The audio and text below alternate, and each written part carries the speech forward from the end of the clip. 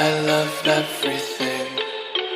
Fire spreading all around my room. My world's so bright, it's hard to breathe, but that's alright. Hush.